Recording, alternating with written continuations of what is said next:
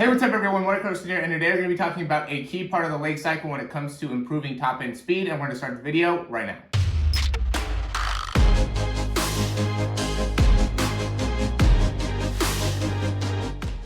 Okay, so as many of you guys know, I am preparing for the USA Track and Field Masters event here in about a month or so. And, as I'm going through, one of the big things that obviously is super important to me is be able to look at my form and see, where in my technique can I make improvements to be able to really maximize my top speed. So this ends up being a big part of really the leg cycle as well as your foot contact time. So the leg cycle is when your foot is off the ground, and then the time the foot is actually on the ground ends up going more into the foot contact time. It's kind of a combination of both. And what we're going to do here is we're just going to compare Fred Kerley here with myself. Fred Kerley is a little bit taller than me, but he's somebody that I recently did a breakdown on, and I just wanted to be able to utilize his film. And I really always talk about this where it's super important to analyze what it is that you're doing in comparison to some of the top guys in order to really get a really good understanding of what it is to improve and how you can make that improvement. Now, what we're going to be going over today, it's going to be some hypotheses on how I can improve. I don't know for sure what's going to end up making the biggest difference, but there's going to be a few different things that we'll go over here in the video. So we can see with my own sprinting here, the big thing that I want to be able to work on is,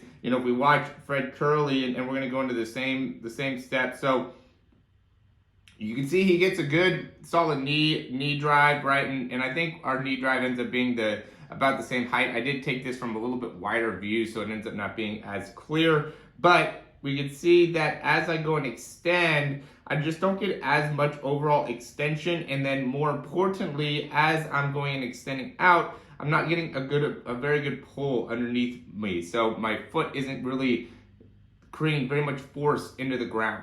Okay, and this ends up being a big thing, right? At the end of the day, we all know that being able to really maximize force production into the ground is something critical when it comes to, maximizing top end speed. And if we look at Fred Kerley and how he does it, you can see how he's doing a much better job of getting full extension and then is really hitting the ground with a lot straighter leg. And that ends up just being a greater lever into the ground. So even though he's taller than me, being able to master this no matter what your height is going to be a critical part of being able to actually improve your speed. So one of the big things to me that I need to be able to work on is just general flexibility within the hamstrings, right? And being able to really create a longer lever to be able to pull down into, I think will help me in being able to generate more force into the ground. The other big thing is going to be understanding how to generate force into the ground and being able to better stabilize that force. Because what happens here is that when I land, I really go into a lot of knee bend there, right? And you can see that when Fred Kerley lands, he's able to maintain a little bit more of an upright position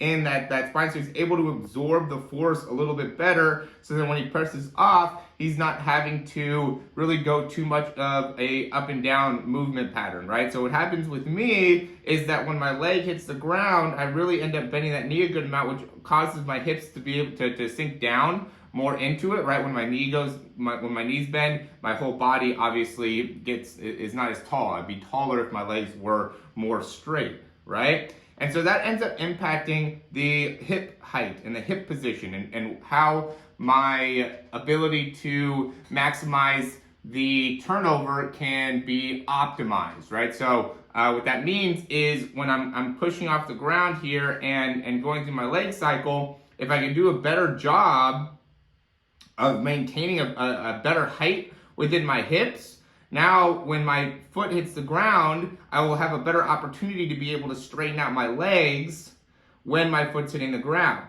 right? But right now, because my legs are not absorbing force very well into the ground, my hips sink, right? And because my hips sink, now I'm not able to get the same type of reach and pull and have the same height with my hips as I'm doing that, okay? And so those two end up playing into each other. So when I go and absorb that force, if my knees end up bending too much, I'm not able to absorb that force very well, my hips drop, right? If my hips drop, that's going to impact when my next stride comes through, how well I'm going to be able to generate a nice pull where I'm able to fully optimize the extension within that leg and therefore the force production within that leg, okay? And that's where I think A lot of it goes into the drive phase, right, and the top end speed phase, and how you're able to create an angle where you're slowly rising yourself up and getting yourself in a position where you are very upright in your sprinting form and sprinting position. But I also think it ends up going into flexibility. So, when we get into this position, if we don't have the right amount of flexibility within the hamstring, the lower back, the hip flexors,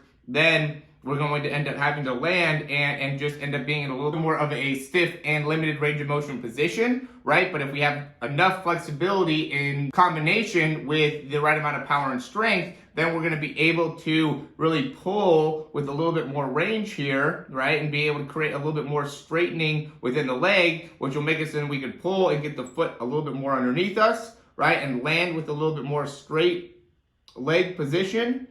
And when we can land with that leg in a little bit more straight position, that's just going to make it so then when our foot hits the ground, we'll be able to better absorb it and also be able to create more force when our foot comes into the ground. So, that ends up being a critical part of being able to really master your top end speed here. And if you're struggling with this, what are some of the key things that we want to be able to look at? One is going to be the drive phase, like I talked about, really the drive and the start, but more so drive phase. 2 is going to be your overall flexibility, right? And then 3 is going to be power. The reason I say 3 is power because most sprinters have plenty of power, plenty of strength. And I think I really have enough power, enough strength. I might need to be able to work on a little bit more in that upper hamstring, but for the most part, I think I have that. I think where I'm missing is going to be the flexibility in that drive phase, right? There's some people that might end up really needing more power production overall in a variety of different ranges of motion, but having the right flexibility and range of motion to go with the power ends up being an important part. So these end up being, something that